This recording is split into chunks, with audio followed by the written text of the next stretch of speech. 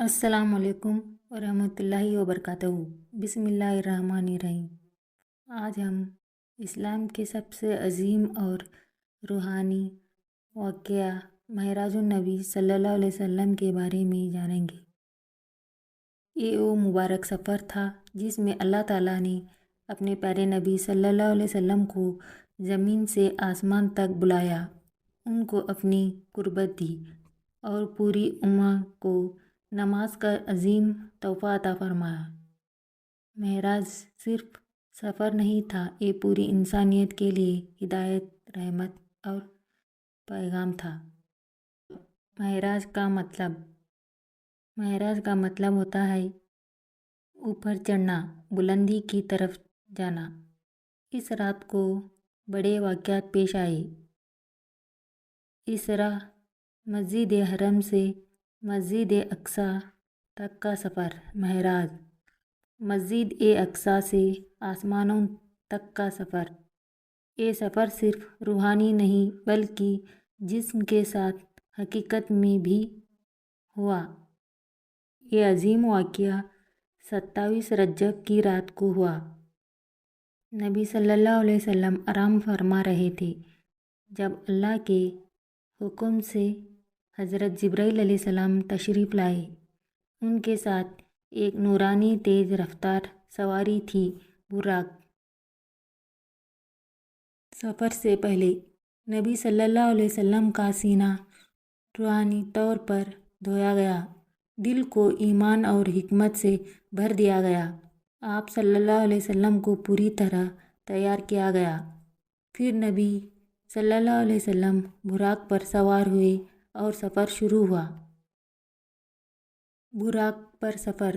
براق کی رفتار اتنی تیز تھی کہ جہاں نظر جاتی تھی وہاں تک اس کا قدم پڑتا تھا۔ سفر کے دوران نبی صلی اللہ علیہ وسلم نے کئی مقامات پر نماز ادا کی۔ سفر کے دوران عبرتناک منظر۔ نبی صلی اللہ علیہ وسلم کو اللہ نے روحانی منظر دکھائے۔ ایک بوڑھی عورت، دنیا کی عارضی زندگی کی نشانی۔ ایک شخص، شیطان کا پیغام۔ پچھلے نبیوں کا گروہ جنہوں نے نبی صلی اللہ علیہ وسلم کا خیر مقدم کیا۔ ساتھ ہی گناہوں کے انجام بھی دکھائے گئے۔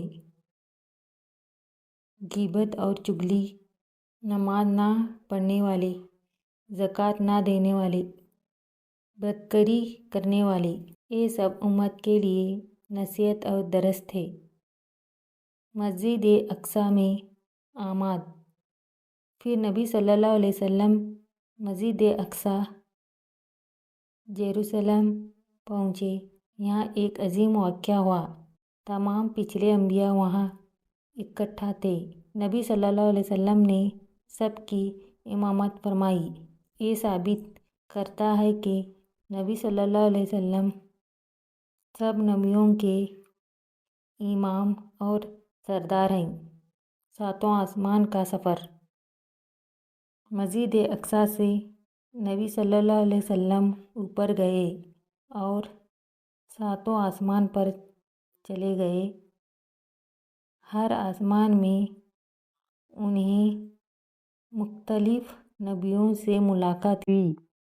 پہلے آسمان حضرت آدم علیہ السلام، دوسرے آسمان میں حضرت عیسیٰ علیہ السلام اور حضرت یحییٰ علیہ السلام، تیسرے آسمان میں حضرت یوسف علیہ السلام، چوتھے آسمان میں حضرت ادریس علیہ السلام، پانچویں آسمان میں حضرت ہارون علیہ السلام، چھٹے آسمان میں حضرت موسیٰ علیہ السلام، ساتویں آسمان میں حضرت ابراہیم علیہ السلام۔ ہر نبی نے نبی صلی اللہ علیہ وسلم کا خیر مقدم کیا اور خوشی کا اظہار کیا۔ سدرۃ المنتہا۔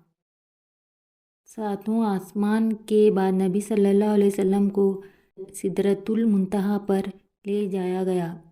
یہ وہ مقام ہے جہاں تک حضرت جبرائیل علیہ السلام بھی نہیں جا سکتے۔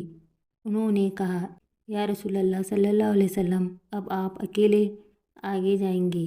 پھر نبی صلی اللہ علیہ وسلم اللہ کی بارگاہ میں اوپر گئے اور قرب حاصل کی۔ اللہ سے ملاقات۔ یہاں نبی صلی اللہ علیہ وسلم کو اللہ تعالیٰ کی قربت نصیب ہوئی جو کسی اور کو نہیں ملی۔ یہ انسانی تاریخ کا سب سے عظیم لمحہ تھا۔ نماز کا عظیم تحفہ۔ اللہ تعالیٰ نے امت کے لیے 50 وقت کی نماز فرض کی۔ حضرت موسیٰ علیہ السلام کے مشورے پر نبی صلی اللہ علیہ وسلم نے اللہ سے کم کرنے کی درخواست کی۔ آخر میں 5 وقت کی نماز فرض ہوئی اور اللہ نے فرمایا، یہ 5 نماز ثواب میں 50 کے برابر ہے۔ واپسی اور ایمان کا امتحان۔ نبی صلی اللہ علیہ وسلم نے واپسی کے بعد مکہ میں معراج کا واقعہ سنایا۔ بہت لوگ مذاق اڑائے۔ ابو جہل اور کافروں نے انکار کیا، لیکن حضرت ابو بکر صدیق رضی اللہ نے ترنت تصدیق کی، اس لیے انہیں لقب ملا۔ معراج کا اصل پیغام۔ نماز مومنوں کی معراج ہے۔ نماز سے ہم ہر روز اللہ تعالیٰ کے قریب ہو سکتے ہیں۔ معراج النبی صرف ایک سفر نہیں تھا، یہ پوری امت کے لیے ہدایت، رحمت اور اللہ کی قربت کا پیغام تھا۔ اللہ تعالیٰ ہمیں نماز کا پابند بنائے اور نبی صلی اللہ علیہ وسلم کی سنتوں پر چلنے کی توفیق عطا فرمائے، آمین۔ اگر آپ کو یہ ویڈیو پسند آئے تو لائک، شیئر، سبسکرائب ضرور کریں تاکہ اور اسلامی معلومات آپ تک پہنچتی رہیں۔